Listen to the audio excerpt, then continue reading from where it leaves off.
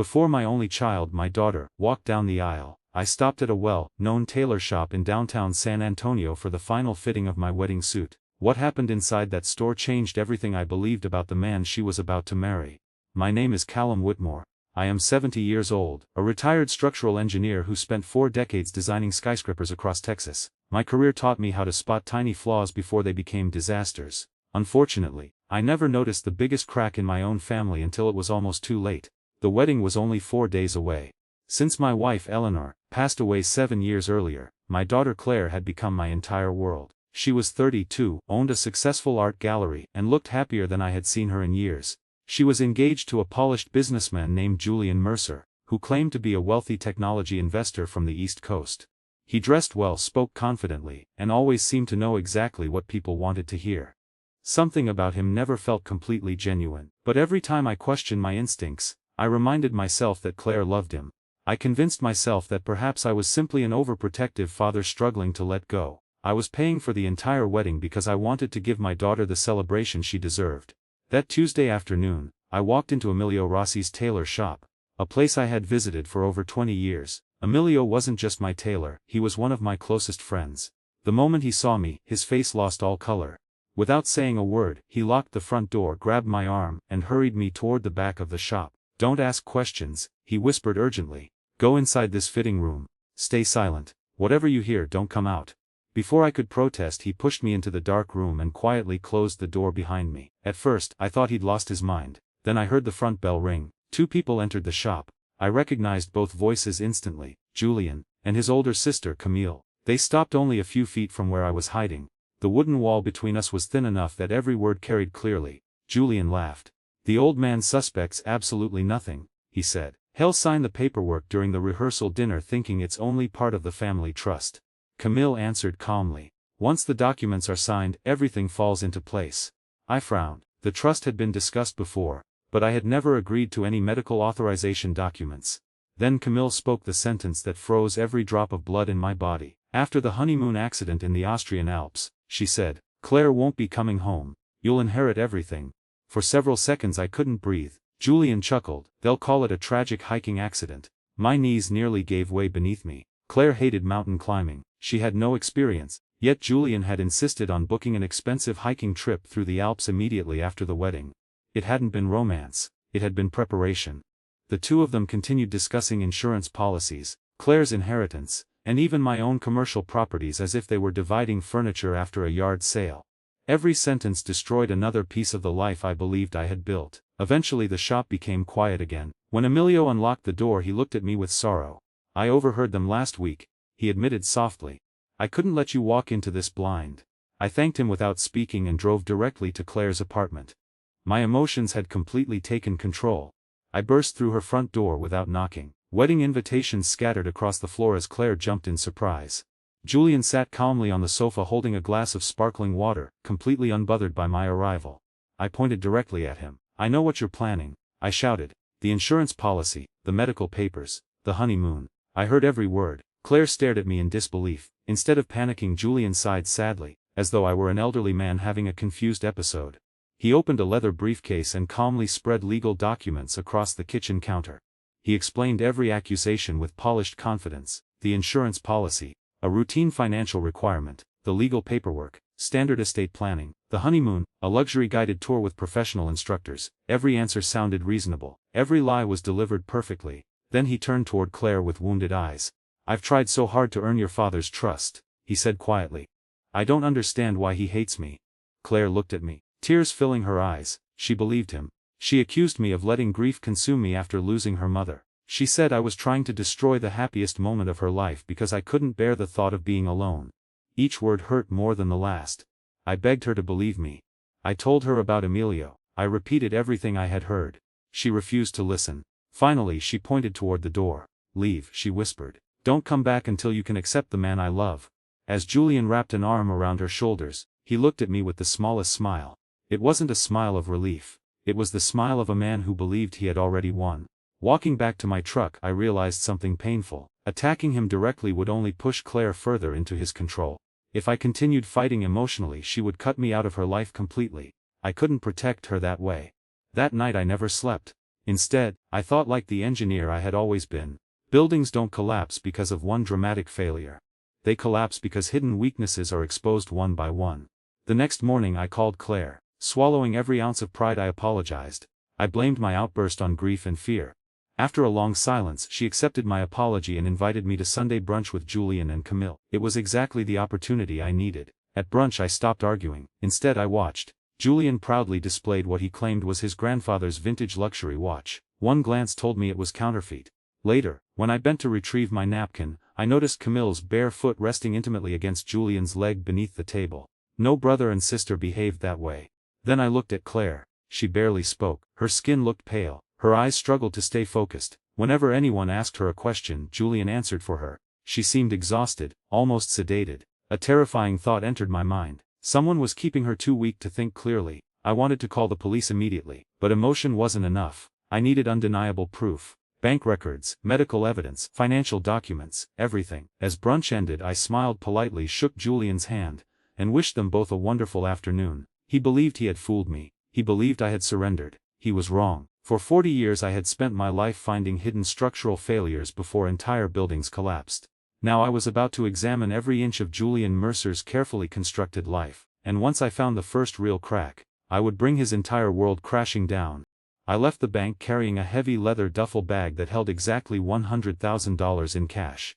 My private banker had asked if everything was all right, concern written across his face. I smiled just enough to calm him and claimed I was investing in a confidential business opportunity.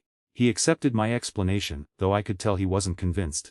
The truth was far darker. That money wasn't an investment. It was the first weapon in a war to save my daughter.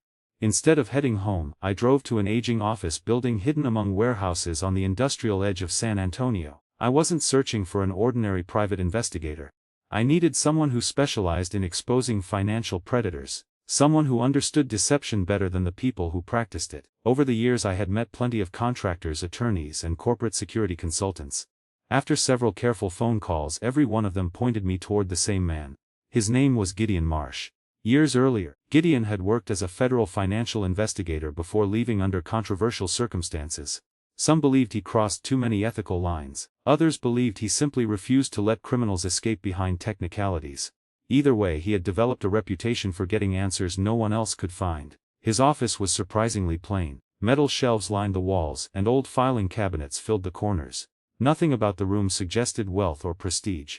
I placed the duffel bag on his desk and unzipped it. Bundles of $100 bills stared back at him. He didn't react. Instead, he leaned back in his chair and asked quietly, "Who are we hunting?" For the next 30 minutes I told him everything. I described Emilio locking me inside the tailor shop's fitting room. I repeated every word Julian and Camille had spoken about the insurance policy, the legal paperwork, and the hiking trip in Austria. I explained the fake Rolex I had noticed during brunch, Camille's inappropriate behavior beneath the table, and Claire's exhausted appearance that convinced me she was being medicated. Gideon never interrupted. When I finished, he simply closed his notebook and nodded once. "If even half of this is true," he said, "we're dealing with professionals." That sentence stayed with me. Professionals, not opportunists, not amateurs. People who had likely destroyed lives before. But before Gideon could begin digging into Julian's past, we needed to make sure Julian believed I had completely surrendered. That evening I deliberately called Claire. I packed a golf bag while speaking loudly enough for anyone nearby to hear. "I've been thinking," I told her. "I let my emotions get the better of me. Losing your mother has affected me more than I realized." She remained quiet. "I've booked a few days at a golf resort in Florida," I continued. "I need some time to clear my head before the wedding."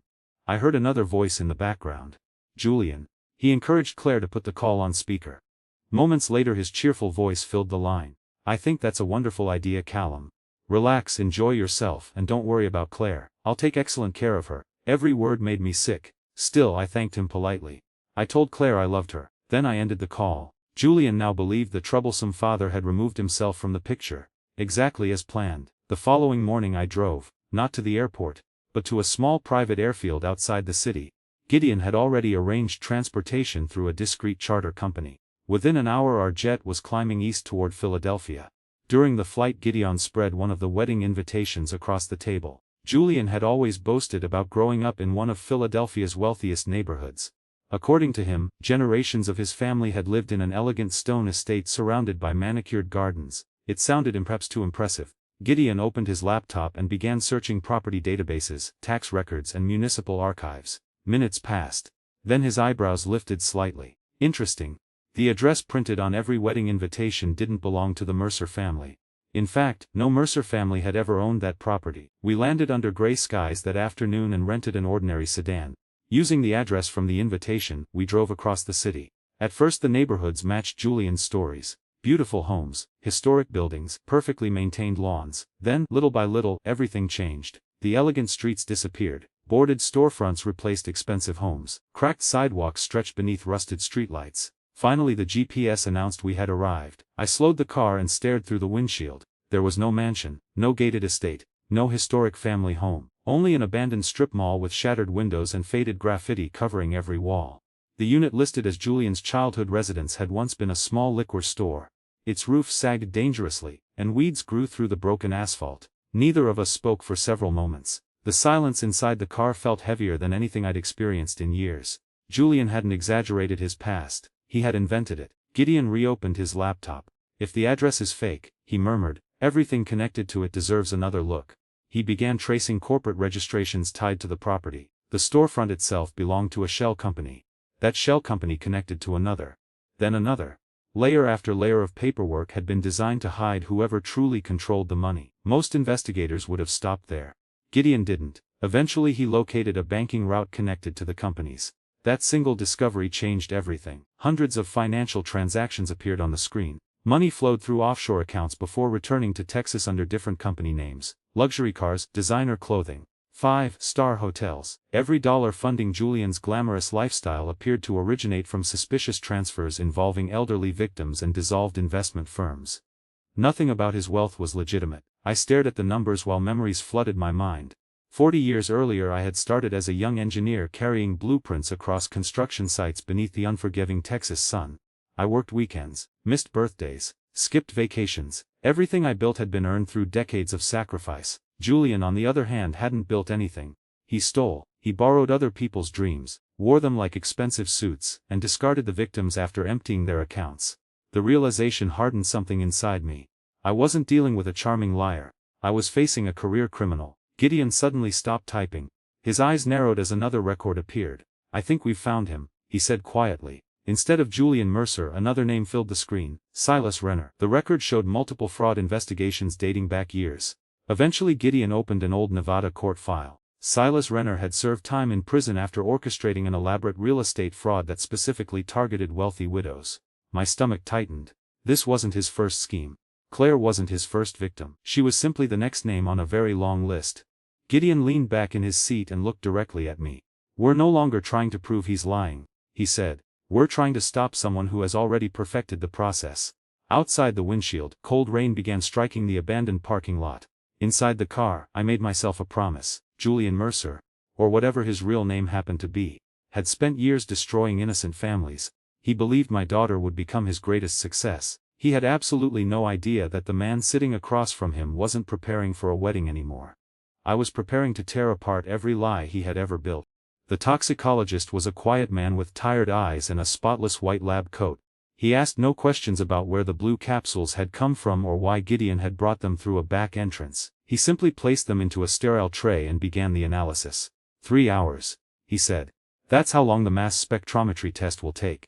Those 3 hours felt endless. I paced the small waiting room until my legs ached, thinking only of Adeline, her pale face, her vacant eyes, and the way she could barely keep herself awake.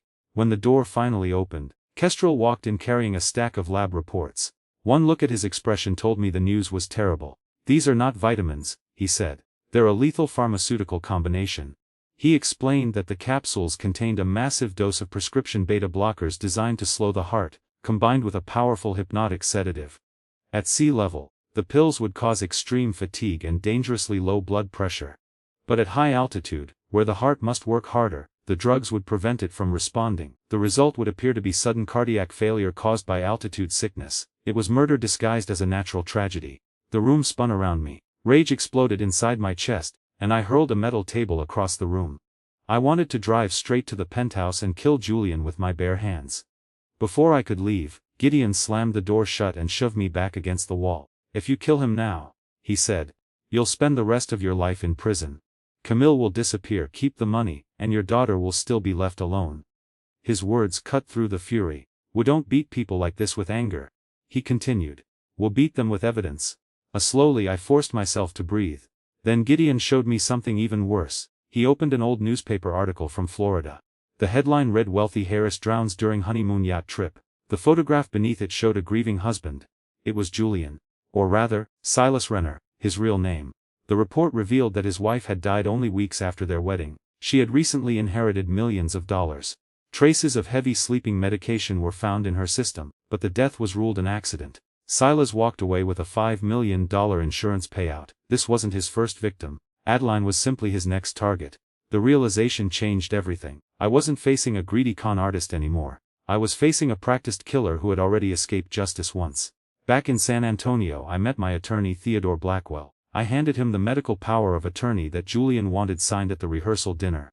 After reading it, Theodore turned pale. "This document gives him complete medical authority over Adeline," he said. "If she goes into a coma, he can legally authorize ending life support. It's a death warrant hidden inside legal language." I stared at the paper for a long moment. Then I made my decision. "We're not stopping him from signing it," I said. Theodore looked at me in shock. "We're going to let him believe he's won," I continued. "And then we're going to destroy him with the very documents he thinks will make him rich." Julian's confident smile disappeared the moment I described exactly what had happened inside his office. After disabling his security cameras, I found the hidden safe behind a false wall and opened it. Inside was a prescription bottle labeled with my daughter's name. I removed the blue capsules and delivered them to an independent toxicologist. Then I quietly replaced every pill with harmless placebos before returning the bottle to the safe. A wave of shocked whispers spread across the ballroom. I explained that the original capsules were now in FBI custody, along with the burner phone Julian had used to arrange the purchase. Investigators had already recovered fingerprints, messages, and location data from the device. His own records had become the strongest evidence against him.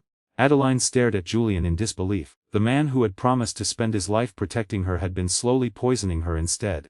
Every smile, every reassuring word, had hidden a carefully planned murder. Julian backed away across the marble floor, panic replacing his confidence. Before he could invent another lie, the ballroom doors burst open. Armed FBI agents flooded the room, their dark uniforms sharply contrasting with the elegant evening setting. Field Director Elias Draper walked straight toward Julian and ordered his arrest. Two agents pulled him to his feet despite his desperate resistance and secured him in handcuffs. His polished, respectable image disappeared in seconds. At the same time, another team escorted Camille into the ballroom. Her expensive gown was torn, her hair disheveled, and she shouted for a lawyer while struggling against the agents. No one paid attention. Both conspirators were led outside as flashing police lights illuminated the entrance. The nightmare was finally over. Adeline collapsed into my arms, sobbing uncontrollably as the reality struck her. She had come within days of dying on a remote mountain, believing it would have been a tragic accident. Around us, guests quietly slipped away. The celebration had become a crime scene. Broken glasses, overturned chairs, and abandoned decorations covered the ballroom while federal agents photographed evidence and collected documents. After the room emptied, Adeline looked up at me with tears streaming down her face. "I'm sorry," she whispered again and again. She apologized for doubting me, for believing Julian's lies, and for pushing me away whenever I tried to warn her. Julian had convinced her that I wanted to control her inheritance and ruin her future. I gently held her shoulders. "You have nothing to apologize for," I told her. "People like Julian don't choose foolish victims, they choose kind, trusting people because kindness is easier to exploit." I reminded her that protecting her had been my responsibility from the day she was born, and that responsibility never ends simply because a child becomes an adult. Eventually, an FBI agent informed us that our statements were complete. We walked out of the hotel together into the cool San Antonio night. For the first time in weeks, we could breathe freely. The trust documents, poison and fraudulent paperwork had all been seized as evidence, while Julian and Camille faced charges including attempted murder, fraud, conspiracy and identity theft. 1 year later, both accepted plea agreements after overwhelming evidence left them with no realistic defense. They will spend decades in federal prison. Adeline moved back home for several months to recover. Slowly her health returned, the effects of the drugs faded, and the light came back into her eyes. Today her art gallery is thriving, and every Sunday morning we sit on the porch with coffee, grateful for ordinary moments we almost lost forever. I also made sure Emilio, the tailor whose courage exposed the conspiracy, never paid for another meal or drink in town. Without his quick thinking, my daughter would never have survived. That experience taught me one lesson I will never forget: predators rarely look dangerous. They often arrive wearing charm, confidence, and perfect manners. When someone enters your family's life and everything suddenly feels wrong, don't ignore your instincts. Ask difficult questions. Investigate. It is far better to risk being misunderstood than to regret remaining silent when the people you love need you most.